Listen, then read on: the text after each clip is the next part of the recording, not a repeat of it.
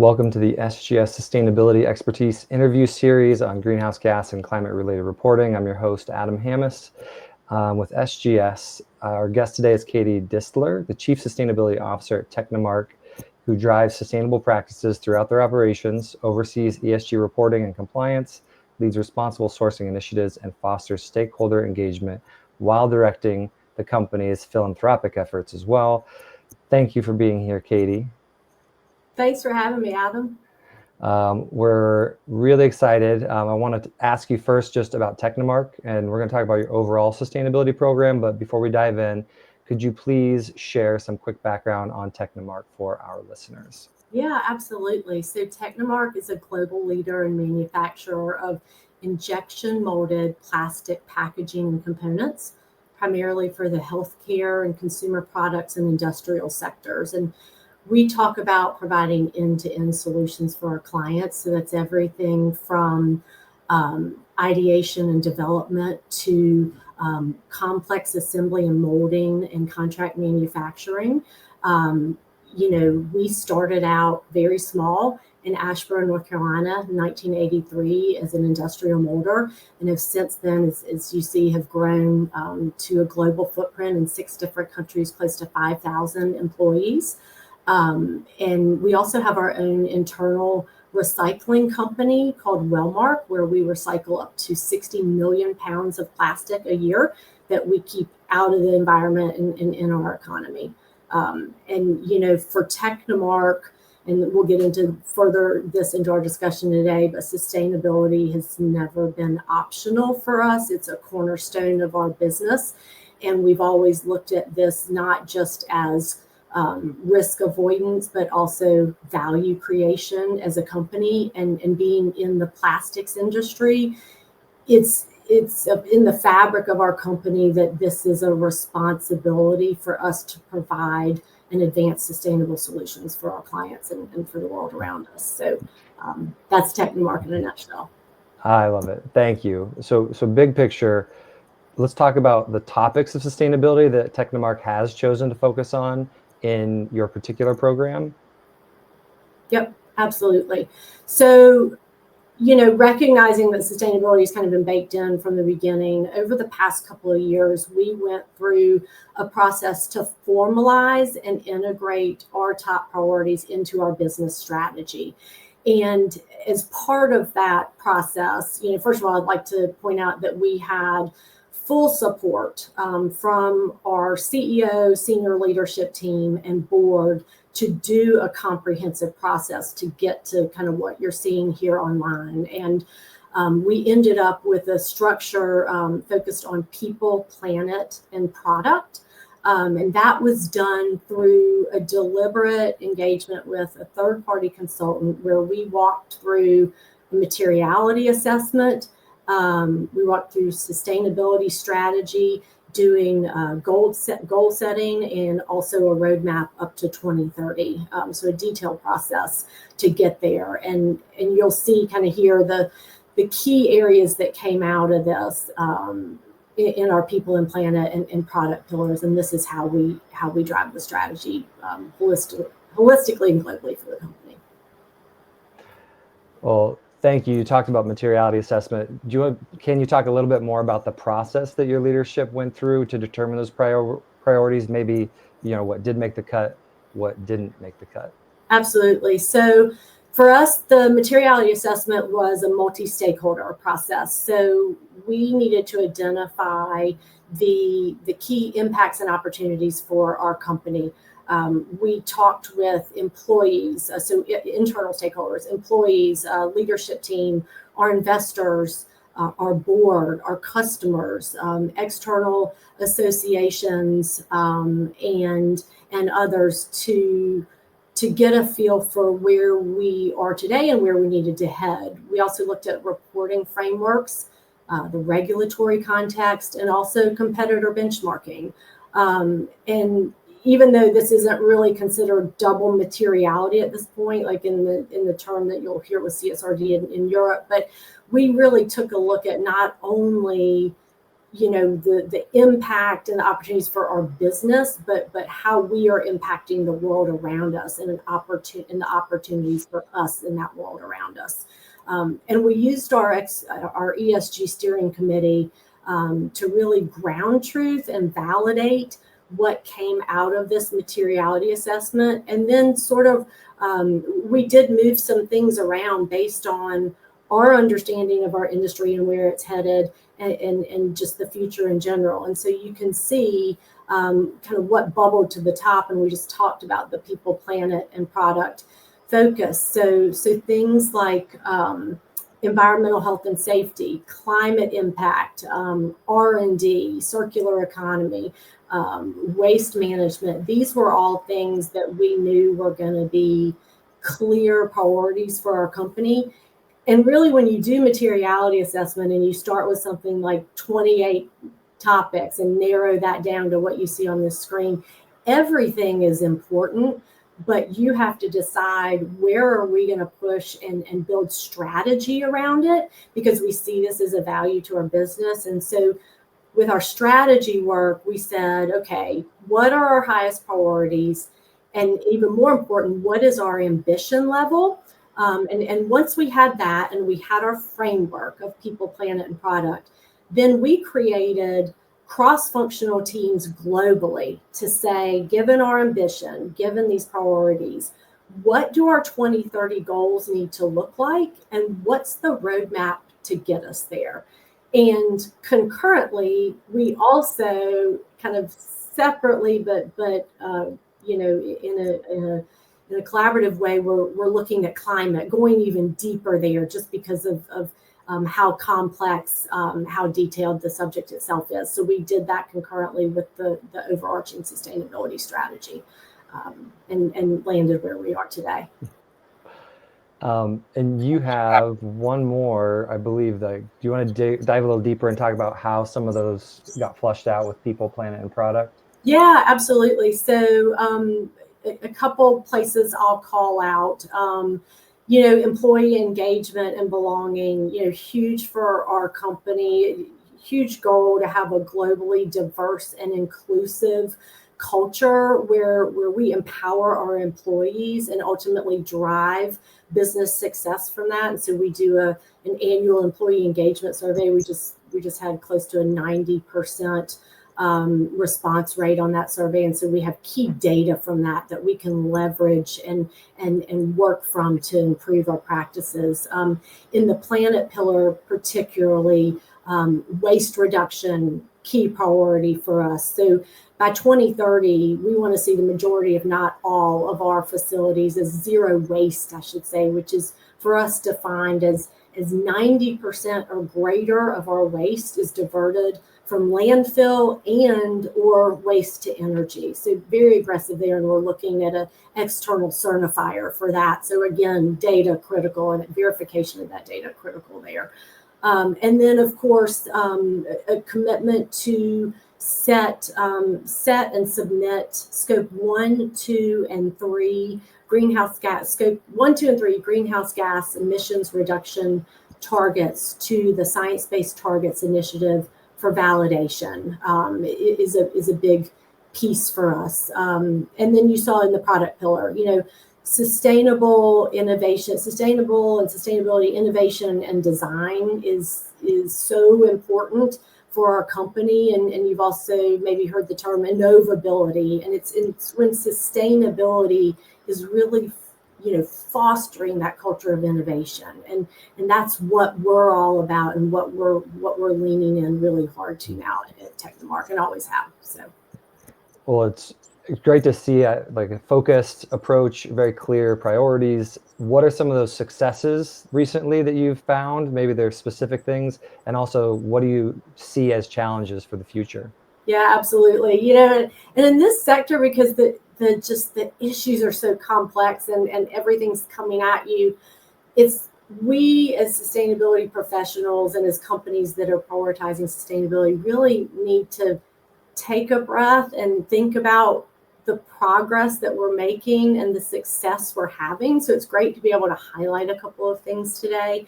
We recently were awarded a gold medal by EcoVadis. And for those that don't know, EcoVadis is really the leading ratings agency for sustainability. They've rated more than 130,000 companies globally.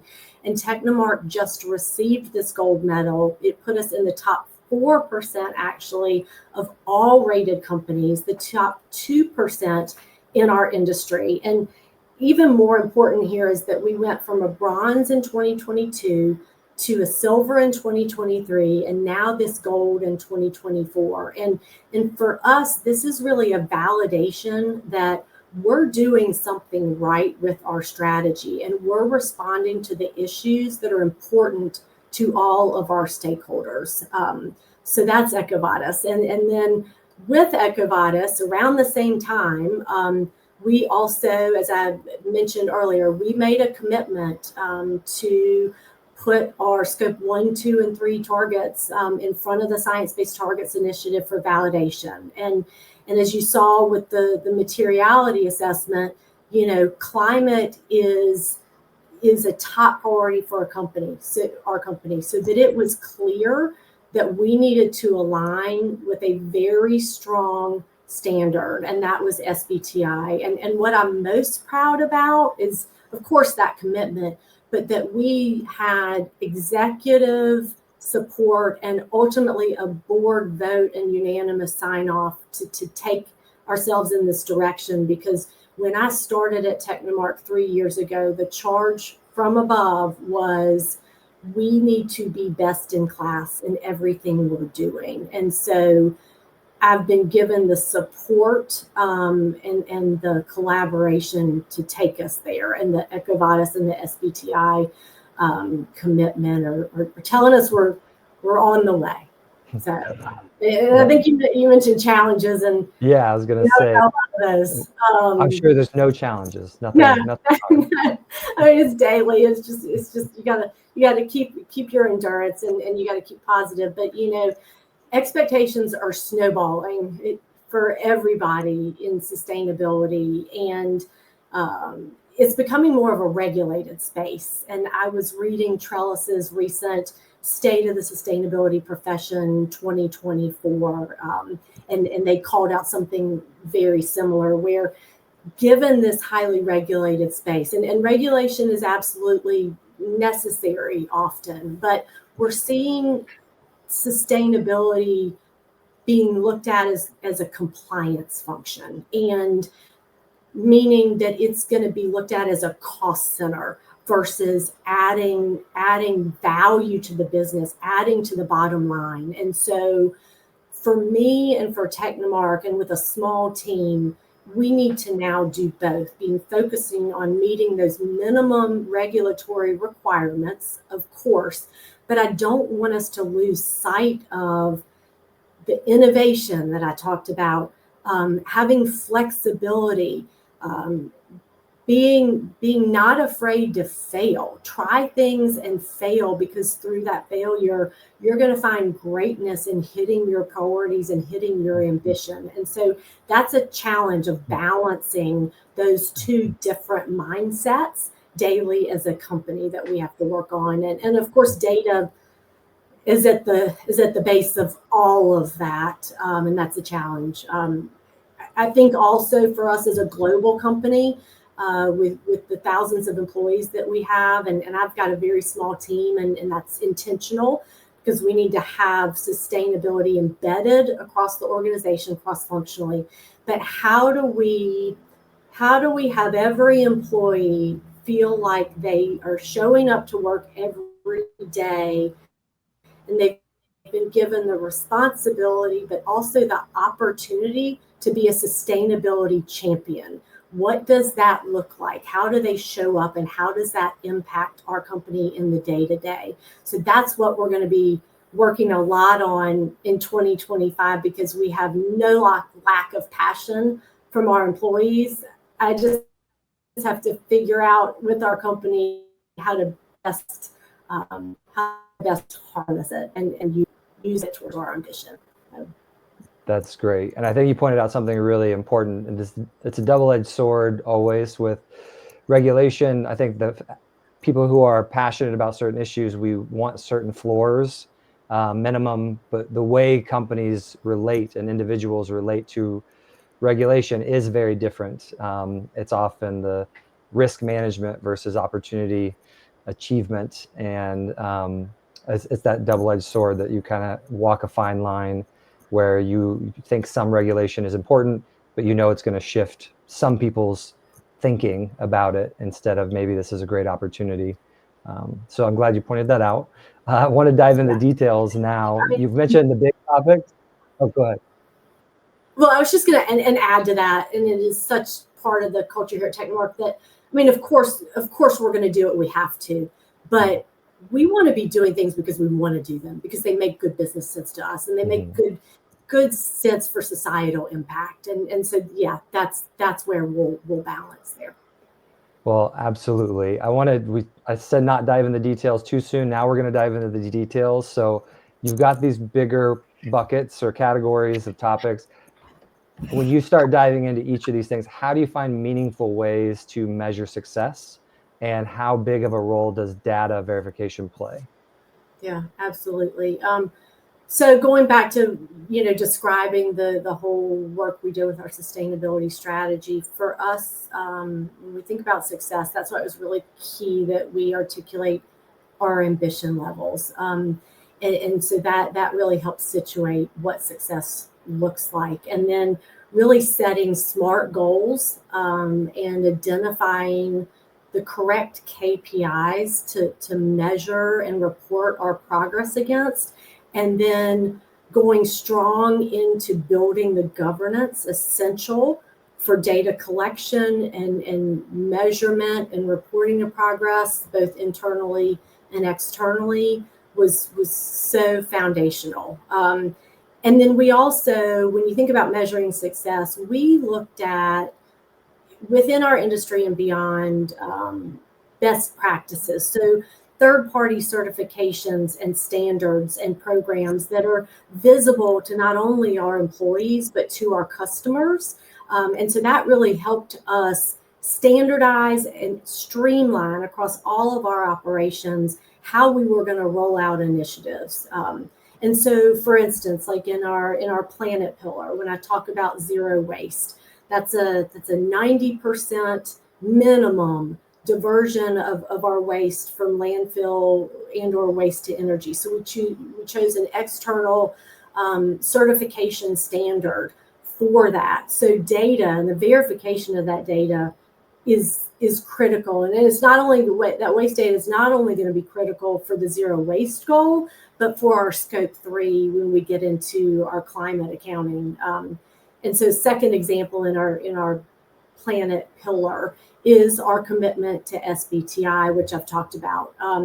And having, meaningful, being able to measure your success with your data, your greenhouse gas inventory, the tracking and reporting.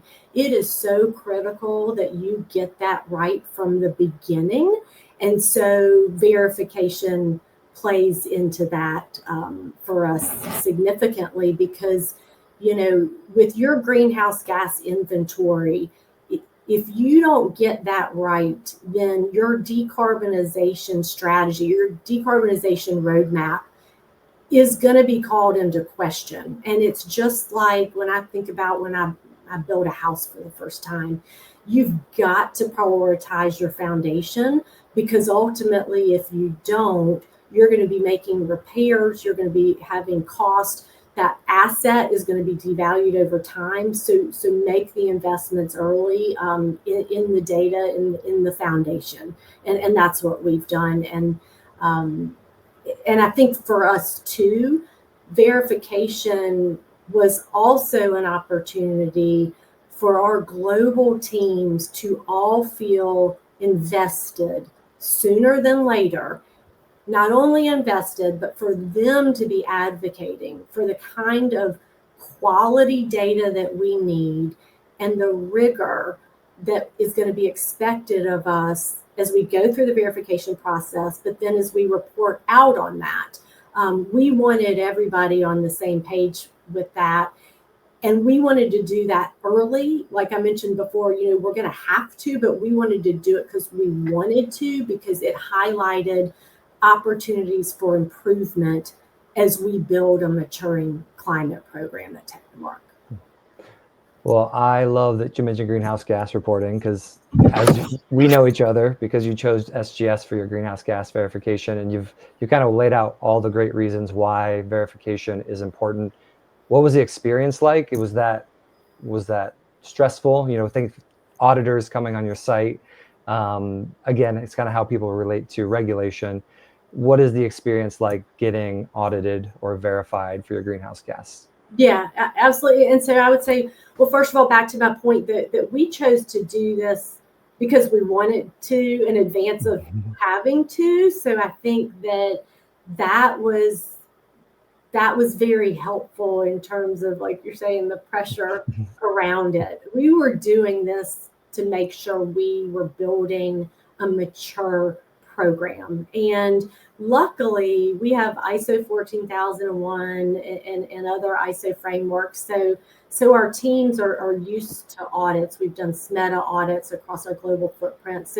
But this was our very first verification process. And I would say that SGS, we were so lucky to have a very thorough audit from SGS and an auditor that brought such a high level expertise that we were able to just soak up everything we could from her and learn along the way where we needed to improve and how we could continue to build a best-in-class program.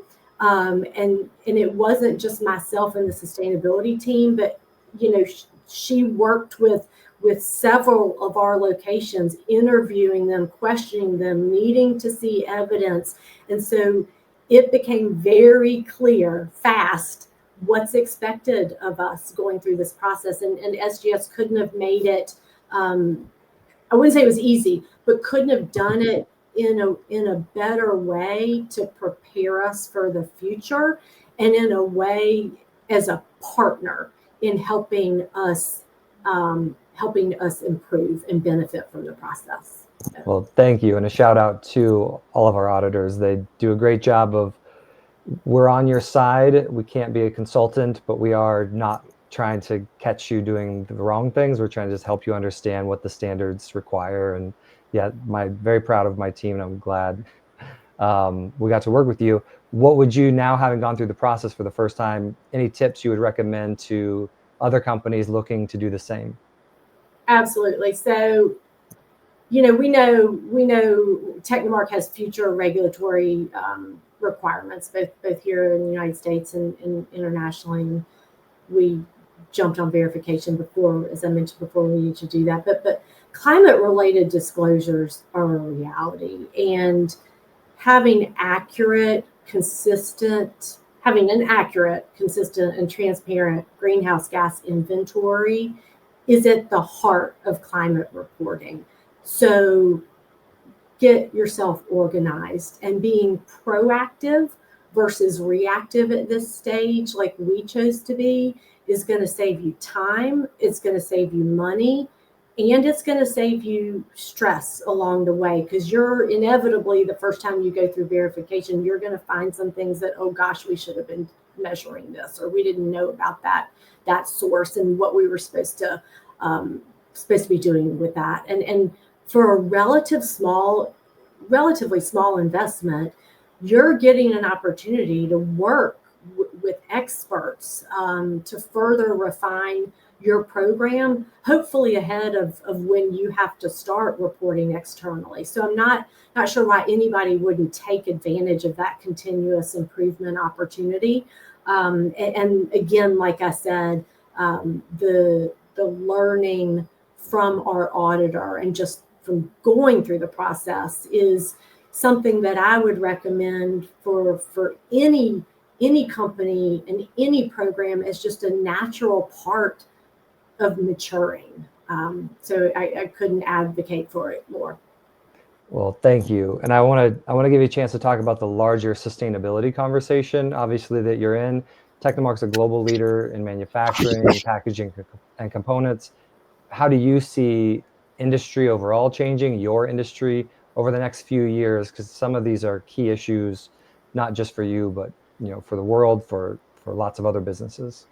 Yeah, no, absolutely. And this is an ever-changing space. The issues are very complex, so figuring out how to develop and drive strategy is something that we're going to constantly be challenged with, and we're in the plastics industry, and it's my belief that plastics in many ways are essential, and they have transformed modern life, and plastics are often the more sustainable option when you're looking at competing substrates.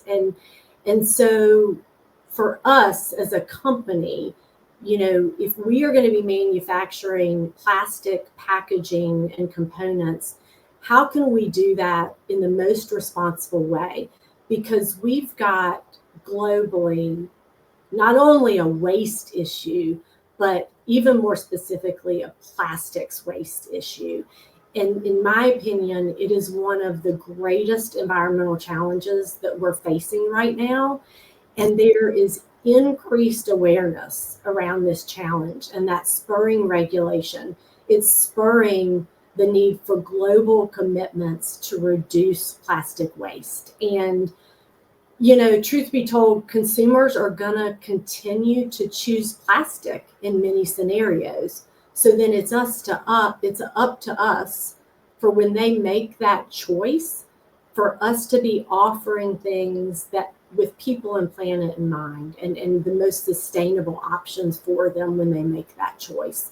And I think as a plastics business, it's clear to me that extracting finite resources in order to produce disposable products, even single-use products, is not sustainable. So when you talk about the future of our industry and where we need to head, our industry is having to fundamentally rethink how we design, how we manufacture, how we use and how we reuse plastics.